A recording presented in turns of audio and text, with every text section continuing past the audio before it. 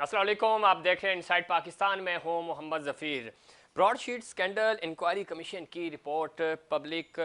चीनी कपास की दरामद मौखर, भारत से तजारत बहाल ना करने का फैसला। पीटीआई हुकूमत और जहांगीर तरीन में काफ़ी फासला है।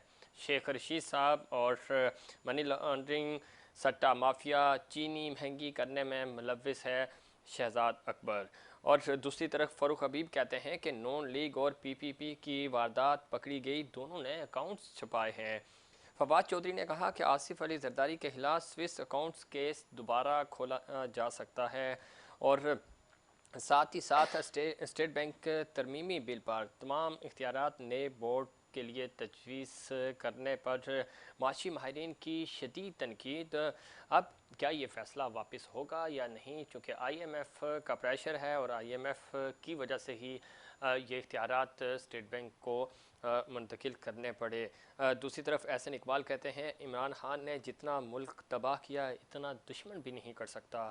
स्टैब्लिशमेंट और पाकिस्तान पीपल्स पार्टी की गुर्बत, शुगर स्कैंडल, जहांगीर तरीन और PTI हुकूमत, क्या जहांगीर तरीन के ख़िलाफ़ कोई कार्रवाई होने जा रही है? PDM में जारी अंदरूनी रस्साकशी से किसको फ़ायदा होगा? और ख़ास तौर पे हुकूमती माशी फ़ैसलों में अबहम और इसका ज़िम्मेदार कौन है? क्यों हुकूमत बार बार गलतियाँ कर रही है?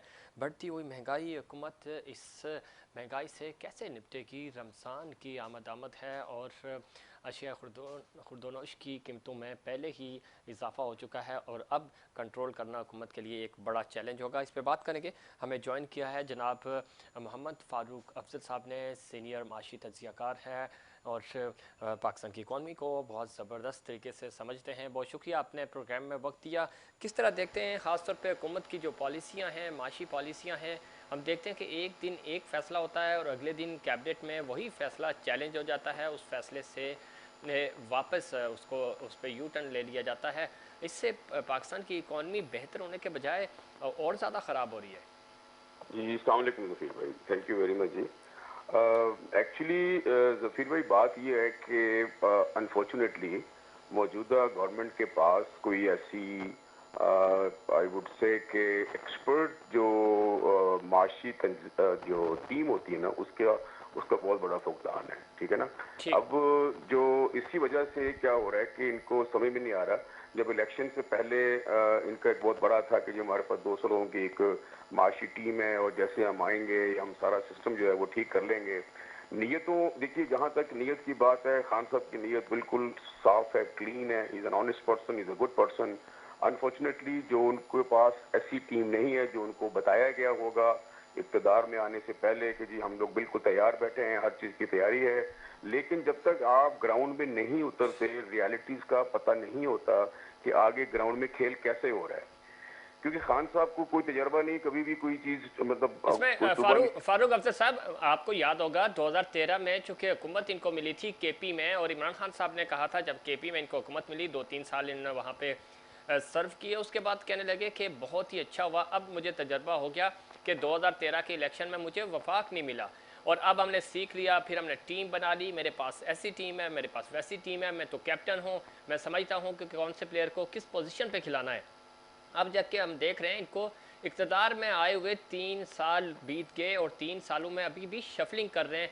3 सालों में तीसरा वज़ीर ख़जाना आप लगा रहे हैं और सबसे इम्पोर्टेंट चूँकि हमारी माशी पॉलिसियाँ आपके सामने ही हैं, हमारी इकॉनमी बहुत ख़राब है और उसके बावजूद बार बार फैसले जब आप तब्दील करते हैं, आप खुद बिजनेसमैन है, आप समझते हैं कि इंटरनेशनली हमारा इमेज कहाँ जाता है, फिर बाहर का जो इन्वेस्टर है वो हम पे कैसे ट्रस्ट करेगा। तो खान साहब को तो तजर्बा हो चुका था, फिर उसके बावजूद फिर इन्होंने कहा कि मुझे 2 साल लगे या 3 साल लगे, अब मैं सीख चुका हूँ, हमारी टीम मजबूत हो गई है। उसके बावजूद ये जो अभी भारत से इन्होंने कल कहा कि हम जाएंगे उनके साथ डील करेंगे कपास और चीनी पे, आज फिर उस फैसले को वापस मना कर दिया, तो इससे जग असाई हो रही है हमारी।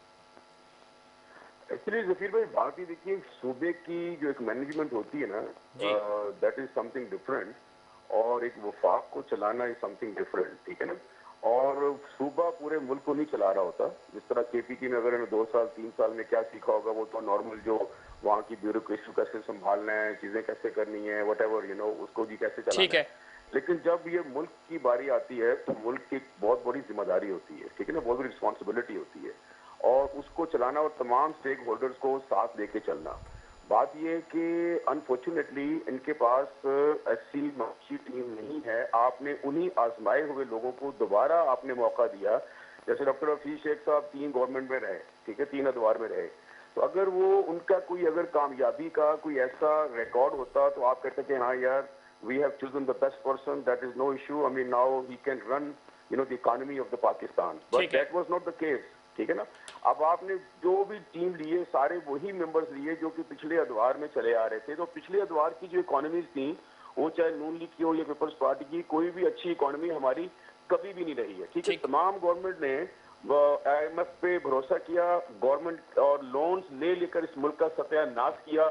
इस मुल्क की जो इकोनॉमी इसके अंदर से ही उठनी है, जिसको कभी कोई तवज्जो नहीं दी गई, ठीक है ना। हमारे यहाँ कभी भी इंडस्ट्रियलाइजेशन का, कभी इन पिछले अदवार में मार्क्सवाई, देखिए मैं कोई वो नहीं कह रहा, लेकिन आर्मी अदवार में इंडस्ट्रियलाइजेशन ज्यादा होती है बनिस्बत आपके जो अपना जो गवर्नमेंट होती है, ठीक है ना। आप अगर यूब खान के जमाने में देखें जितनी इंडस्ट्री लगी उनके जमाने में लगी, उसके बाद ज़िया-उल-हक के जमाने में देखें जितनी इंडस्ट्री लगी उनके जमाने में लगी। बिल्कुल फारूक अफजल साहब, बिल्कुल आप ठीक कह रहे हैं, लेकिन हमारी सिविलियन हुकूमतें क्यों, मुस्लिम लीग नून चूंकि खुद मियाँ साहब बिजनेसमैन थे और उनके दौर में इंडस्ट्री क्यों नहीं लगी, जरदारी साहब के दौर में क्यों नहीं लगी, अब इमरान खान साहब आ चुके हैं, इनके दौर में भी हमें इन्वेस्टर नज़र नहीं आ रहा। और खान साहब तो कह चुके थे कि हम IMF के पास नहीं जाएंगे, नहीं जाना चाहिए था, इतना तो इतनी बड़ी ये इन्वेस्टमेंट नहीं थी।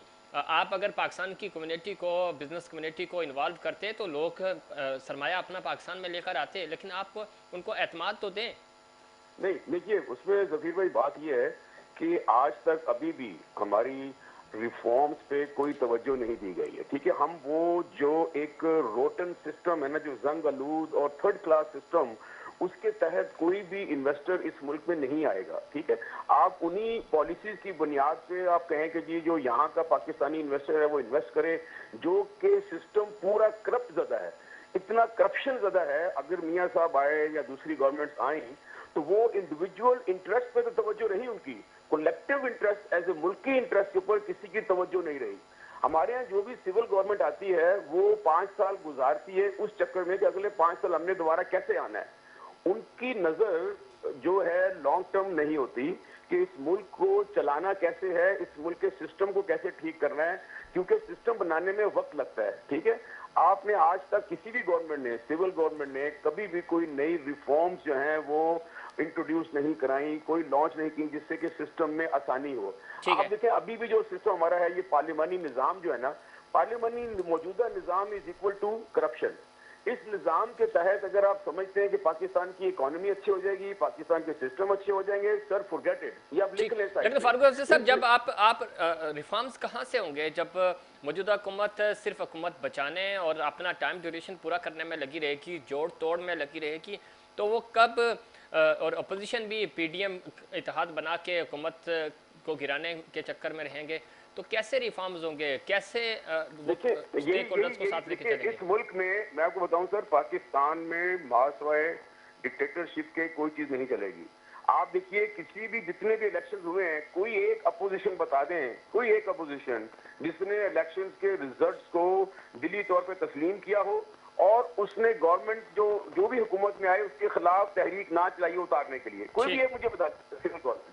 क्योंकि जितने भी सियासी जो हमारे लोग हैं, इनको ये होता है कि हमें पावर में आना है बाय ऑल मीन्स, ठीक है, क्योंकि करप्शन के चांसेस मिलते हैं, बड़ी खुली कमाई होती है, सिस्टम बड़ा खुला पड़ा है हमारा, जो ऐसा निजाम है, ऐसे लूप होल्स हैं जिस सिस्टम में कि उनको फिर ये होता है कि यार नहीं, हम आज भी देखें, आज भी इन्होंने जो अपोजिशन है, ये इमरान खान साहब की गवर्नमेंट को बिल्कुल ठीक कह रहे हैं फारूक अफजल साहब। तो कब हमारी सोच ये होगी कि पहले पाकिस्तान होगा, पहले हम पाकिस्तान के बारे में सोचें, क्योंकि पाकिस्तान होगा तो हमारा बिजनेस चलेगा, हमारी सियासत चलेगी, हमारी बाकी जो एक्टिविटीज़ हैं वो होंगी, तो हम पाकिस्तान के वसीतर मफाद में क्यों नहीं सोचते? क्यों सियासतदान ज़ाती कुर्सी और ज़ाती मफाद के लिए सोचते हैं? ना जितने सियासतदान हैं सर, इनकी तरबियत नहीं है मुल्क के लिए, ये सारे इनफरादी उसके ऊपर चलते हैं, मुल्क के लिए इनमें से कोई भी नहीं सोचता। अगर मुल्क के लिए सोचें कलेक्टिवली तो ये एक टेबल पे बैठ के एक ऐसा सिस्टम बना सकते हैं माशी निज़ाम का जो 30 साल का हो, 35 साल हो, किस तरह का। आज हमारा मुल्क जो है, देखिए एग्रीकल्चर पॉइंट ऑफ व्यू से अगर आप देखें, अल्लाह ताला ने इस मुल्क में इतना दिया है ज़राअत का कि हम अगर एग्रीकल्चर इकोनॉमी को ही पकड़ लें, सही। क्योंकि हमारी पहले इकोनॉमी बेस्ड एग्रीकल्चर थी।